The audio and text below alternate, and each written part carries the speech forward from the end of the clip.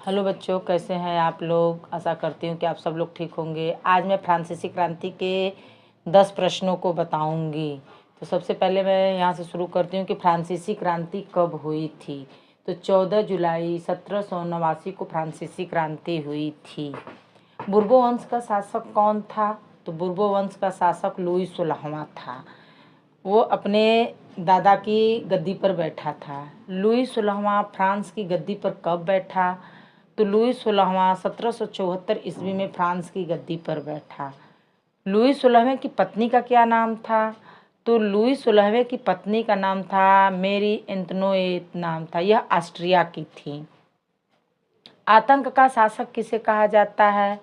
तो बच्चों, आतंक का शासक मैक्सिमिलियन रोबेस्पियरे को कहा जाता है। लुई 16वां को फांसी कब दिया गया था? 21 जनवरी 1793 को गिलोटिन से फांसी दिया गया था। तो बच्चों, ये गिलोटिन नामक एक वैज्ञानिक थे। उन्होंने गिलोटिन का आविष्कार किया था। यह एक आरे मशीन की तरह होती है। इस पर रखकर गला को काट दिया जाता है। फ्रांस में कितने प्रकार का कर लिया जाता था?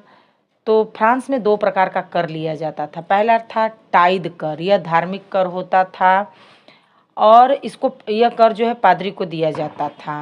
टाइल कर यह राष्ट्रीय कर होता था जो ये सरकार लेती थी। राष्ट्रवाद की शुरुआत बच्चों कहाँ से हुई है?